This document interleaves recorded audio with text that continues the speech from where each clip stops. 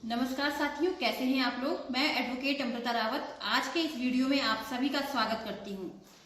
साथियों, आज मैं लेकर के आई हूं महिलाओं से संबंधित विषय, जो कि आजकल समाज में विस्तृत तौर पे अपराध जो महिलाओं के खिलाफ बढ़ते जा रहे हैं और महिलाओं को जानकारी न होने के कारण जो है, या फिर कह सकते हैं महिलाओं को कानून की जानकारी न होने के कारण महिलाएं निरंतर अपने घर में जो है हिंसा को सह रही हैं, घुट घुट के जी रही हैं।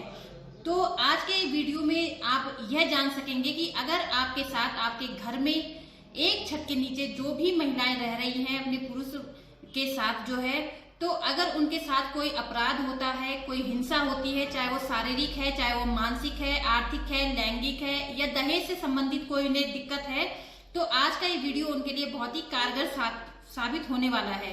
क्योंकि आज के वीडियो में मैं बताऊंगी कि घरेलू हिंसा अधिनियम 2005 क्या है, आप किस तरीके से उसका प्रयोग कर सकते हैं और आपके साथ कौन कौन सी हिंसा हो तब जाकर के आप घरेलू हिंसा अधिनियम के तहत आ सकते हैं। तो इन्हीं सब बातों की जानकारी मैं आज के इस वीडियो में दूंगी। आप मेरा ये आज का ये वीडियो पूरा देखिएगा, तभी जो है आपको इन सब बातों की जानकारी हो पाएगी। कि अगर आप घरेलू हिंसा से पीड़ित हैं तो घरेलू हिंसा को आप समझ लीजिए कि घरेलू हिंसा क्या है और किन किन तरह की हिंसा उसमें आती है। तो सबसे पहले हम बात करेंगे शारीरिक हिंसा की। अगर आपके साथ आपके पति के द्वारा या ससुर के द्वारा, देवर के द्वारा या जेठ के द्वारा अगर आपके साथ मार पिटाई की जाती है तो वह शारीरिक हिंसा में आती है। जैसे कि इसके नाम से ही विदित है कि अगर आपको इस शरीर को कोई चोट पहुंचाता है तो वह शारीरिक हिंसा में आती है। उसके साथ है आर्थिक हिंसा। अगर आप नौकरी कर रहे हैं और आपके जो है पैसे कोई और रख रहा है, आपका पति, जेठ, देवर या कोई भी हो सकता है पुरुष, तो अगर आपकी कमाई का पैसा वह रख रहा है, आपको उसका कुछ भी हिस्सा नहीं दे रहा है, या आप नौकरी नहीं भी करते हैं और आपके खर्चे के लिए या आपके बच्चों के लालन पालन के लिए अगर आपका पति आपको खर्चा नहीं देता है, तो आप आर्थिक हिंसा की शिकार हो रही हैं। साथ ही अगर लैंगिक हिंसा की बात करें तो यदि पुरुष के द्वारा जो है आपसे जबरन संबंध बनाए जाते हैं, आपकी इच्छा नहीं है तब भी आपसे संबंध बनाए जाते हैं, तो ये भी जो है लैंगिक हिंसा के अंतर्गत आता है। उसके बाद आती है दहेज संबंधित हिंसा। अगर आप घर पे शादी करके गए हैं किसी घर पे और आपको दहेज के लिए शादी के बाद से तुरंत प्रताड़ित किया जा रहा है, रोज नई नई डिमांड की जा रही है कि गाड़ी लेके आ, पैसा लेके आ, अपने घर से गहने लेके आ, तो ये सब जो है दहेज संबंधित हिंसा में आता है। उसके बाद आता है मानसिक हिंसा, जो कि सबसे बड़ी हिंसा है और आजकल यही हिंसा सबसे ज्यादा हो रही है।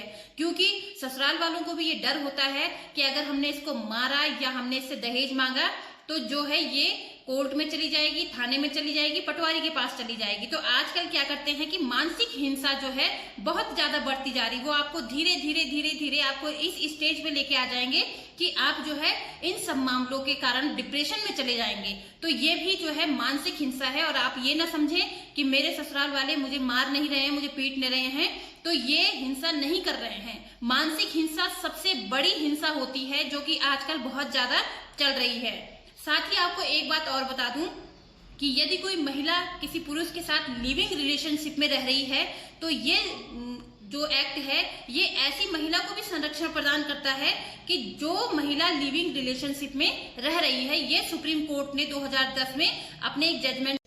तो साथियों, अब बात करते हैं कि आप यदि घरेलू हिंसा के शिकार हैं तो आप अपना प्रार्थना पत्र कहाँ देंगी। तो आपको मैं बता दूं कि जो घरेलू हिंसा अधिनियम है उसके सेक्शन 12 के तहत जो है आप अपनी एप्लीकेशन या अपना एक प्रार्थना पत्र थाने में जाके भी दे सकती हैं, पटवारी के यहाँ भी दे सकती हैं और सीधे आप जाकर के जो है मजिस्ट्रेट के यहाँ भी अपना प्रार्थना पत्र घरेलू हिंसा का दे सकती हैं। इसके साथ ही साथ एक जो है संरक्षण अधिकारी भी होता है जो कि आपके जिले में बैठता है।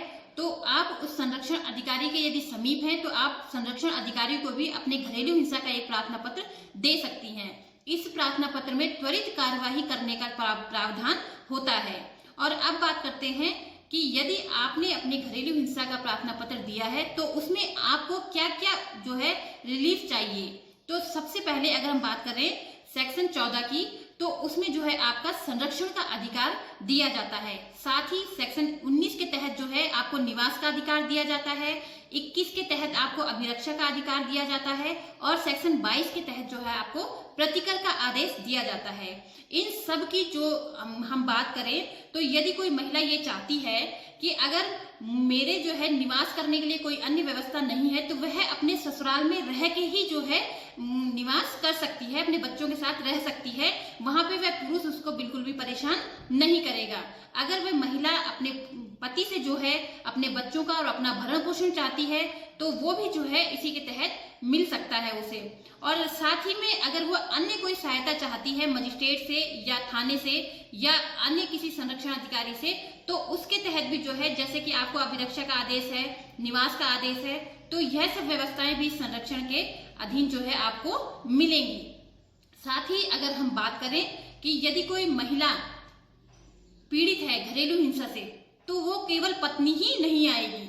एक्ट में साफ साफ लिखा हुआ है कि महिला शब्द से अभिप्रेत है कि एक ही वंशज से, एक ही ब्लड रिलेशन से और एक ही छत के नीचे जब कोई महिला मीन्स या वो उसकी बहन हो सकती है, उसकी पत्नी हो सकती है, उसकी माँ हो सकती है या उसकी अन्य कोई महिला हो सकती है जो कि एक ही छत के नीचे रह रही है, अगर उसके साथ हिंसा हो रही है तो वह महिला भी जो है घरेलू हिंसा अधिनियम के तहत ये सारी सुविधाएं प्राप्त कर सकती है और एक पीड़ित महिला कहलाई जा सकती है।